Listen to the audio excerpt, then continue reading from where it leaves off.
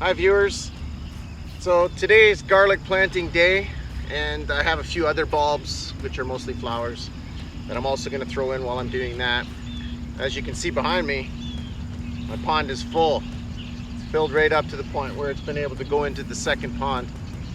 So I like that, but I'm going to berm that up a bit more so that I can get more depth out of the water in the big pond. And then I'll show you the shallow end, which I'm gonna have to fill up because it's just, the elevation's just wrong for that. So I'm gonna do that and that. Plus we're gonna get those bulbs in the ground. So let's get started. So we've been getting some good rain, which really helped fill up my pond here. So this is my berm, as you can see. So it's slowly starting to, come across, so it's at the right height. And as you can see, my drain pipe, which I'll zoom in there, is right there. And if you can see that, there it is. And that water is maybe an inch below that right now. So I only have another inch to go before it just keeps flooding out to the other side, which I'm gonna have to change that pipe, by the way. It's just not big enough. I'm gonna have to add a couple more.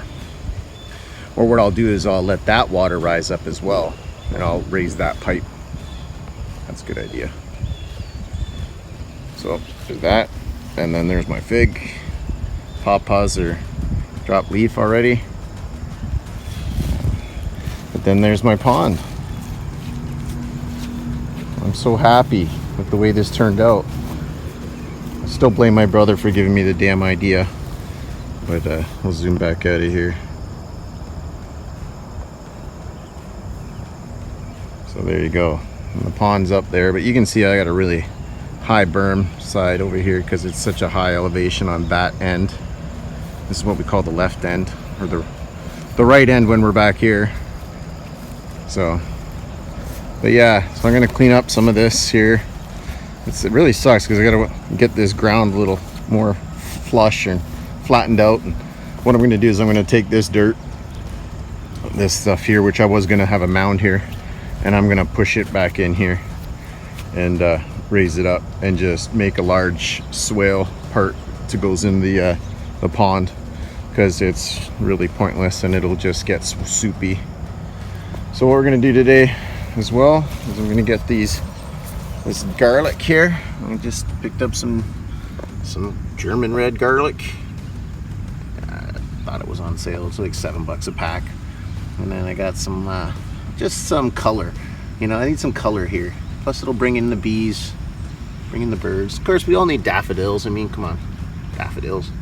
They just belong in this Canada here. They seem to just, it's their home. So let's give them a home. So there's quite a few of those. So what I was gonna do is put them up somewhere around this pond here. I'm not quite sure where yet, but let's get the dirt moved first. But the garlic, you can see my sunflowers all done there. My garlic, I'm just going to put it right here. This is the end of the grape trellis, so I'm just going to clear out a lot of this grass that ended up growing through the straw. And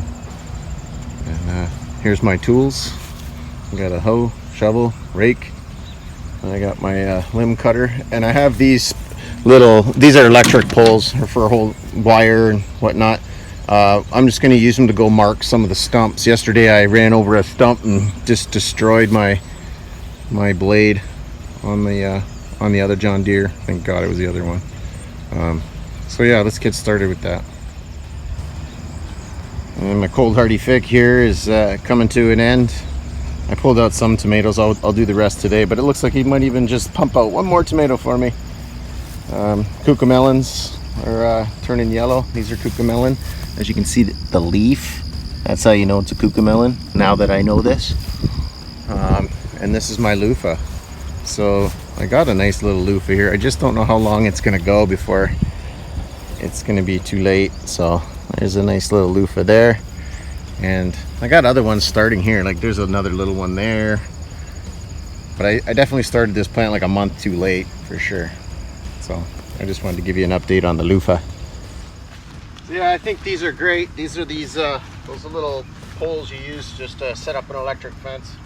But yeah, they're definitely good for marking too. So I'm gonna put a mark here because there's definitely a stump that's a little too high. and there's another one right here, so we'll get them in there. And at least I know not to mess with this area for now. In the wintertime, when it gets a little colder and a lot of the stuff will die off, I'll see more. Oh, there's another one right here. Let's get rid of that. So we want to clear it all out because I definitely want to be able to ride it. In here it's not too bad, but I got to maintain it until I can get the path put in here a little more solidified. So yeah, we're going to go around. I'm going to mark a whole bunch of these out as well.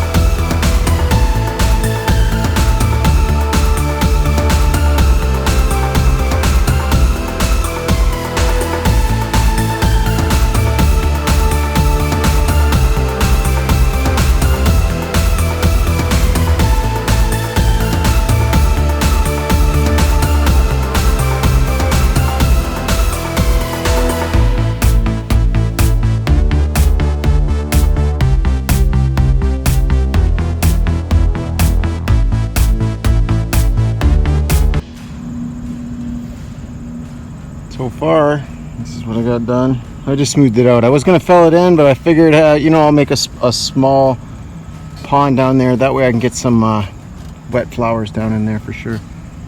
And there's my pond.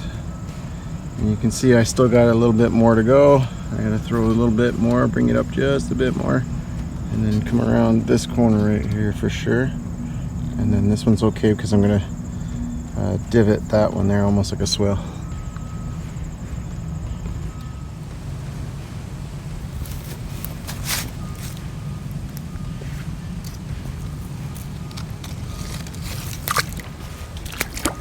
Look at a whole bunch of people living in here. Little frog people. So that's my berm. I raised it up about 12 inches on top of what it was already there, 12 inches. So right there is my, yeah, I don't know, it's hard to see, but there's an indent there, like a ditch, and I'm gonna use some mortar mix and a old towel or a long sheet or something to create a flow from the big pond to the little pond, and you'll see that when I make that video. But you can see I bermed it up all the way around, and then over here on the other side though, that's my low end right there. So everything comes down the hill and comes over here, and you can see how it's all mushy. So I'm going to clean that out a little bit, swale it up, and allow it to come back into the pond. So that's going to be my depth of my pond right there. So you can see where my fingers touch it. And on the other side, I didn't fill it in. I thought this would be nicer, but I fixed up the swale a bit. I raked it.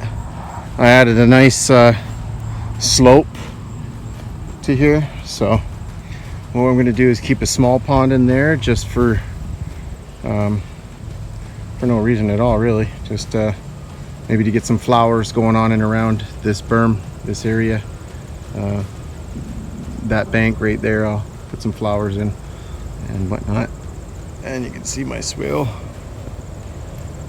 goes right down. So it'll be nice to watch when the water goes down into the swale, into the small pond, into the big pond.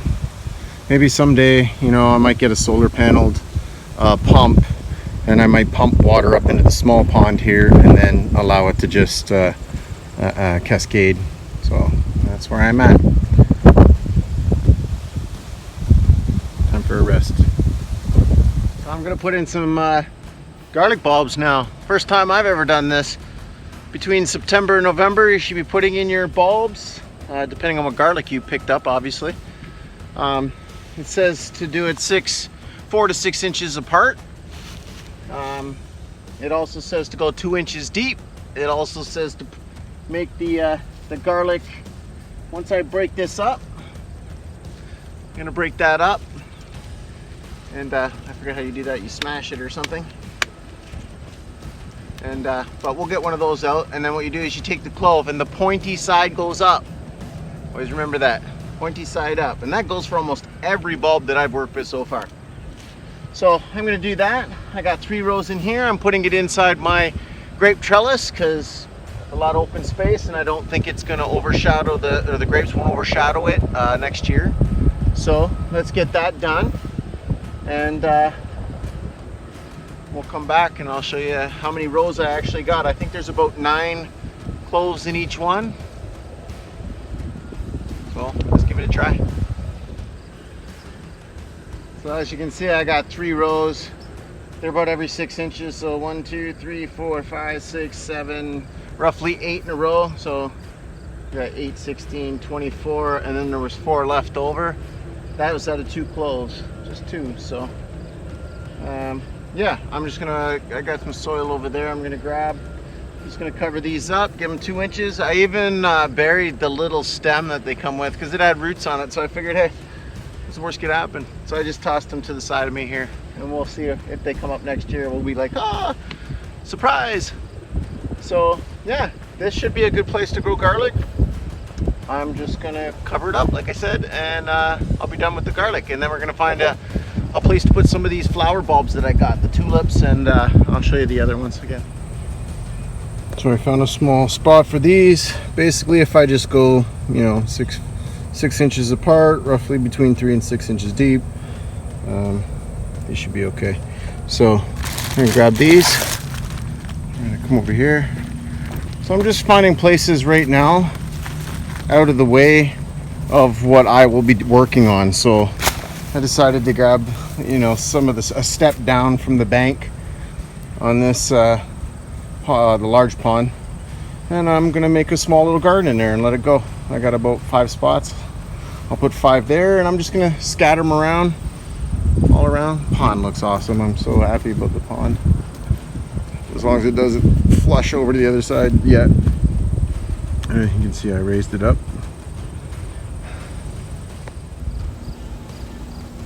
So there we go. I don't know what I put in anymore. I just put some bulbs in here. There's some there. There's some, okay, now I don't know if you remember one of my first videos. There's lupins right in that little ditch there. And then on the top I put in some more bulbs right on the top crest. So we don't need to show you that. I mean, they're in the ground. What I did is I put a little bit of topsoil on top, each little pile. I put some on this end and that end. So that's as good a spot as any. There was my first one that I started working on that I showed you. So again, I just threw some topsoil on top. So that's going to make a nice little thing. I won't cut down in there, so hopefully I'll remember that they're there. But if they don't, you know, whatever. I plan to overseed wildflowers as if it were grass seed, because I'd rather be cutting flowers down than cutting grass. So, and again, I put a couple of daffodils. I threw a couple of daffodils in there, and then of course I just got my garlic here. So there's my garlic, a couple rows, 3 rows and a half. Threw a little topsoil on top. I guess I could lightly cover it with straw, you know, and just kind of give it a little bit of brush in there, a lightness. But I think it's going to be fine. So kind of like that, just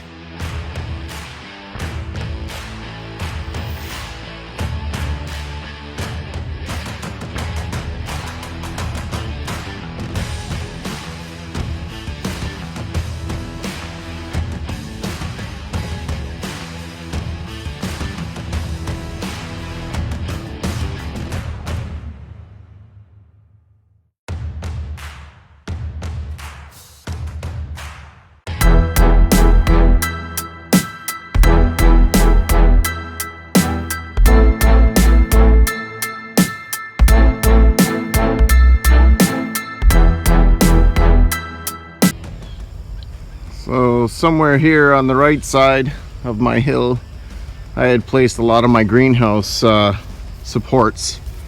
So there's some boards there that are rotting away, but somewhere right in here, there are my supports. So I got my trusty John Deere here, and that little baby's gonna give me a hand yanking those supports out, because that's gonna be the start. I have to take them to work, I have to cut them to length, and then I have to place a plate on the bottom, because this will be a freestanding building. It'll just stand on top of the ground. It kind of avoids permits and stuff like that. So this is just some of my sprinkler stuff in here, and then of course I got my other tote, and a lot of my other stuff is over here, which I want to get to before, you know, the glass finally breaks, the boxes are breaking, before I lose all of my glass. But yeah, I can't wait to get all of this cleaned up, get it started. And then hopefully, if it doesn't keep raining, I'm going to get the tiller on here, and you can see how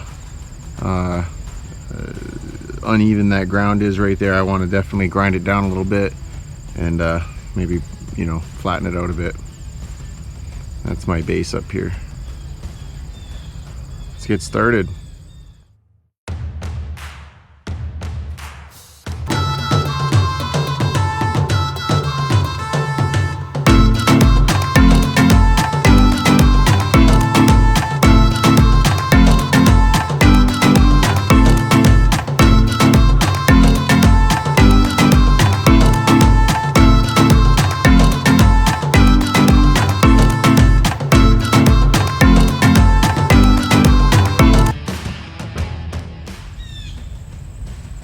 $16 uprights all together.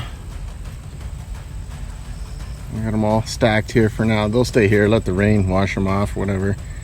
For now, I got to get the truck, load these up in the truck and take them to work to store. But I got to figure a way I want to get the bottom plates before I do it, because my boss wants me only to kind of do it on my lunch hour or something, right? So I can cut the bottoms all even, make them all one length, and then get the plates on them.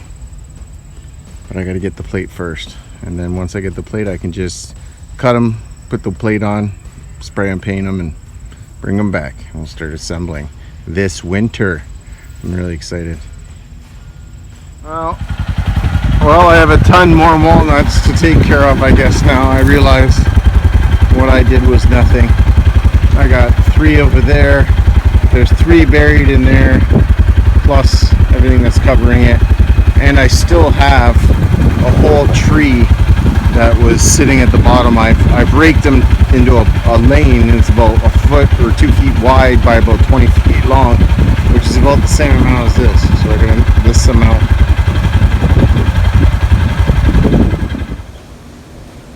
So these walnuts are just hanging on to that tree, man.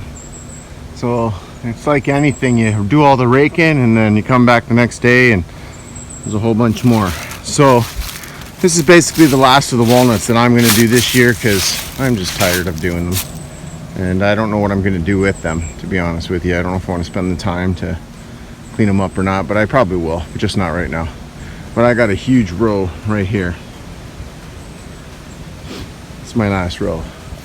So what I was cleaning up was on the tree line closer to my neighbor's property, and this is how many I got in there so far. So at least the majority will be cleaned up. But this year was amazing for walnuts. So I don't know if I've already mentioned it, but from what I understand, when and there's a hickory right here, when the hickory and the walnuts and they just overbloom like that, they usually know something's up.